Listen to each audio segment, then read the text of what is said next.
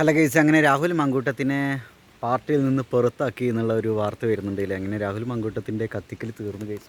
രാഹുൽ മങ്കൂട്ടത്തിനെ ഇപ്പോൾ ആദ്യത്തെ ഇതിൽ കംപ്ലൈൻ്റ് ഒന്നും വന്നില്ല, പോലീസ് കേസൊന്നും വന്നില്ലല്ലോ എന്നുള്ള ലെവലിൽ മൂപ്പര് കോൺഫിഡൻ്റ് ആയിട്ട് നിൽക്കുന്ന സമയത്ത് രണ്ടാമത് മുഖ്യമന്ത്രിക്കെതിരെ പരാതിയും വന്ന് അവസാനം മൂപ്പരെ മൊത്തത്തിൽ കുടുക്കി. ഒന്നാമത്തെ ഇലക്ഷൻ സമയമാകുമ്പോൾ ഇങ്ങനെയുള്ള കാര്യങ്ങളൊക്കെ കൂടുതൽ തീവ്രതയോടുകൂടി പുറത്തു വരും. എന്തായാലും മൂപ്പര് അങ്ങനെ ഒരു തെറ്റ് ചെയ്തിട്ടുണ്ട് എന്നതുകൊണ്ട് തീർച്ചയായും മൂപ്പര് അതിനുള്ള ശിക്ഷ അനുഭവിക്കണം. അപ്പോൾ ഇത്ര ഇങ്ങനെയുള്ള കോഴിത്തരൊക്കെ കാണിച്ചിട്ടുണ്ടെങ്കിൽ അതും അതൊരു ക്രിമിനൽ രീതിയിലുള്ള കോഴിത്തരം, ചുമ്മാ കോഴിത്തരം കാണിക്കാത്ത മനുഷ്യന്മാരുണ്ടോ അല്ലേ? പൊതുവെ എല്ലാ രാഷ്ട്രീയ പാർട്ടികളിലെ ആളുകളും പൊതുവെ അങ്ങനെ ചെയ്തുള്ള സംഭവമൊക്കെ ഉണ്ട്. കുറേയൊക്കെ ഇങ്ങനെ മുക്കി വെച്ചിറക്കായിരിക്കും. പക്ഷേ എന്താ വെച്ചാൽ ഇങ്ങനെ ഒരു കേസായിട്ടൊക്കെ വരുമ്പോഴാണ് അതിൻ്റെ പണി ആവുക. അപ്പോൾ എന്തായാലും മാതൃകാ പുരുഷോത്തമന്മാരും പുരുഷോത്തമികളുമായിരിക്കണം രാഷ്ട്രീയക്കാർ എന്നുള്ളൊരു സംഭവം ഉണ്ടല്ലേ. പക്ഷേ അപ്പോഴൊരു ഞാൻ ഇതിൻ്റെ കാര്യമില്ല പറഞ്ഞു, മ്യൂച്വൽ കൺസെൻറ്റ് എന്നുള്ള സാധനം ഉണ്ടല്ലോ. ഇപ്പോൾ ഒരാണും പെണ്ണും അല്ലെങ്കിൽ രണ്ട് പേരും ആണോ പെണ്ണോ എന്തായിക്കോട്ടെ, അവർ ഏത് ജെൻഡറിലെ ആളുകളായിക്കോട്ടെ, അവർ അവരുടെ ഇഷ്ടപ്രകാരം ഒരു എന്താ പറയുക ഫിസിക്കൽ റിലേഷൻഷിപ്പിൽ പോവുകയാണെങ്കിൽ അതിനൊന്നും നിയമപരമായിട്ടായിരിക്കും ഒന്നും പറയാനൊന്നും പറ്റില്ല. അപ്പോൾ അതിനിപ്പോൾ ആളുകൾ പലപ്പോഴും എന്താണെന്ന് വെച്ചിട്ടുണ്ടെങ്കിൽ ഇലക്ഷൻ സമയത്ത് തിരിച്ചു മറ്റവനായിട്ട് അല്ലെങ്കിൽ മറ്റുള്ളതായിട്ടൊന്ന് അവനെ അല്ലെങ്കിൽ അവൾക്ക് റിലേഷൻഷിപ്പാണ് അങ്ങനെ ഇങ്ങനെ അത് നാറ്റിക്കാൻ വേണ്ടി ചെയ്യുന്ന പരിപാടിയായിരിക്കും. അങ്ങനെ അതിലൊന്നും വലിയ കാര്യമില്ല കേസ്. പക്ഷേ എന്താ കാര്യം എന്ന് വെച്ചാൽ ഇത് നിർബന്ധിച്ച് അല്ലെങ്കിൽ വാഗ്ദാനം നൽകി ഇങ്ങനെ ഒക്കെ ചെയ്യാന്ന് പറഞ്ഞാൽ അതൊരു പീഡനത്തിൻ്റെ ഒരു രീതിയിലേക്ക് പോകും. അതേപോലെ നിർബന്ധിച്ച് അബോർട്ട് ചെയ്യുക എന്നൊക്കെ പറയുന്ന സാധനം ഉണ്ടല്ലോ. അപ്പോൾ എന്തായാലും അങ്ങനെ ഹീറോ ആയിട്ട് മറ്റുള്ളവരെ മുന്നിൽ ഹീറോ ആയിട്ട് വലിയൊരു സീറോ എന്നുള്ള ലെവലിലേക്ക് മുമ്പിൽ പുറത്തു പോയി എന്നൊക്കെയാണ് പല ചാനലുകളും ഇങ്ങനെ റിപ്പോർട്ട് ചെയ്തിട്ടുള്ളത്. എന്തായാലും പല ചാനലുകളും പൊളിറ്റിക്കൽ ആയിട്ടുള്ള ഒരു രീതിയിൽ അവരവർ പൊളിറ്റിക്സ് ഉണ്ടല്ലോ നിൽക്കുന്നുള്ളതുകൊണ്ട് തന്നെ കോൺഗ്രസിനെതിരെ നിൽക്കുന്ന ടീംസൊക്കെ ഭയങ്കര വാശിപ്പുറത്ത് റിപ്പോർട്ട് ചെയ്തുകൊണ്ടിരിക്കുകയാണ്. ഓൻ്റെ കത്തിക്കലേറുന്നു ഓനാണ് ഏറ്റവും വലിയ ക്രൂരനായ ചെങ്ങായി എന്നൊക്കെ പറഞ്ഞിട്ട്. എന്തായാലും ഓൻ ഇപ്പോൾ മുങ്ങി നടക്കുകയാണെന്നുള്ള ലെവലാണ്. ഓൻ എന്തായാലും അറസ്റ്റ് ചെയ്യുന്നുണ്ടായിരിക്കും, മുൻകൂർ ജാമ്യം തള്ളി അല്ലേ. എന്തായാലും ഇനി എന്ത് സംഭവിക്കും മൂപ്പരുടെ ലൈഫിൽ എന്നുള്ളത്. എന്തായാലും മൂപ്പരിന് ഇപ്പോൾ പൊളിറ്റിക്സിലേക്ക് ഒരു തിരിച്ചുവരവ് ഉണ്ടായിരിക്കുമല്ലോ അല്ലേ.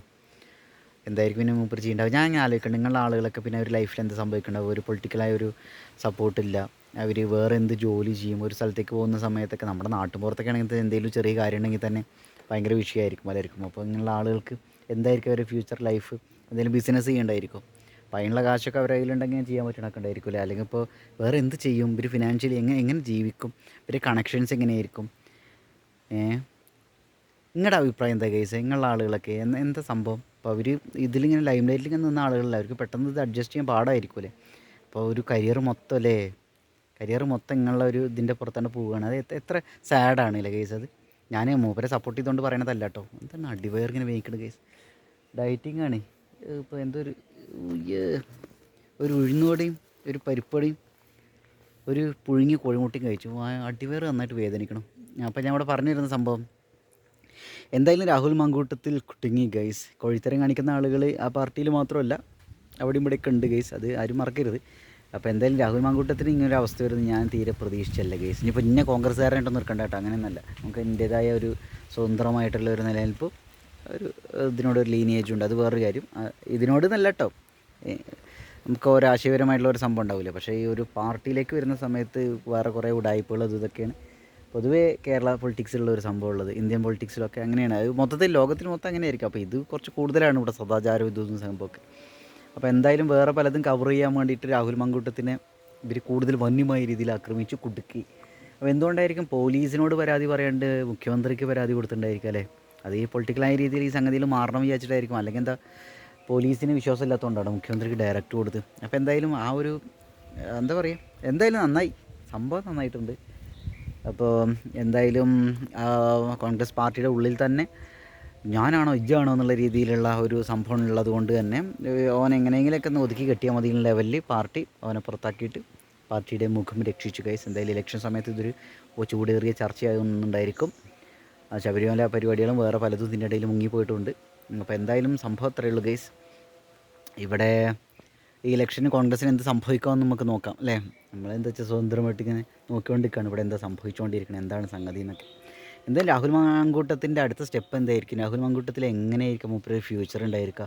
ഇനിയിപ്പോൾ വേറെ കാര്യം കേട്ടോ, അതൊരു 2-3 ദിവസം കൂടി കഴിഞ്ഞിട്ടുണ്ടെങ്കിൽ ഇനിയിപ്പോൾ ദിലീപിൻ്റെതായി മറ്റേത് ആ കേസ് വിധിയാമാരായില്ല, 8-ാം തീയതി അല്ലേ വരണത്. അപ്പോൾ ഇനിയിപ്പോൾ മീഡിയക്കാർ മൊത്തം അതിൻ്റെ പിന്നാലെ ആയിരിക്കും അല്ലേ.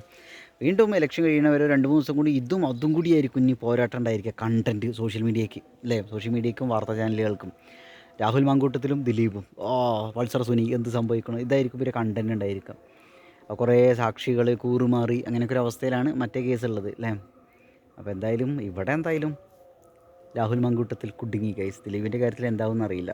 അപ്പോൾ എന്തായാലും അത്രയുള്ള കേസ്. നിങ്ങളുടെ അഭിപ്രായങ്ങളൊന്ന് കമൻറ്റ് ചെയ്യുക. അത് ഇലക്ഷന് വേണ്ടി കുടുക്കാണെന്ന് നിങ്ങൾക്ക് തോന്നുന്നുണ്ടോ, അതോ ശരിക്കും മൂപ്പരിങ്ങനെ പലരായിട്ട് നിങ്ങളൊരു റിലേഷൻഷിപ്പും പരിപാടിയും പീഡനങ്ങളും ഒക്കെ പീഡനവീരനായ ആളാണോ രാഹുൽ മാങ്കൂട്ടത്തിൽ എന്നാണ് നിങ്ങൾക്ക് തോന്നുന്നത് എന്നൊരു സംഭവം.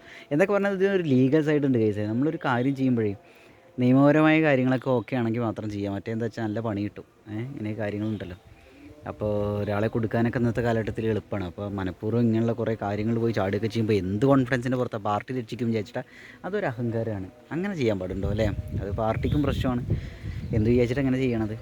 അതും വേറൊരാളുടെ ലൈഫ് വെച്ചിട്ട് ഒരാളല്ലല്ലോ ഇതിപ്പോൾ രണ്ടാമത്തെ ആൾ മൂന്നാമത്തെ ആൾ പറഞ്ഞിട്ട് ഇങ്ങനെ കുറേ ഉണ്ട്.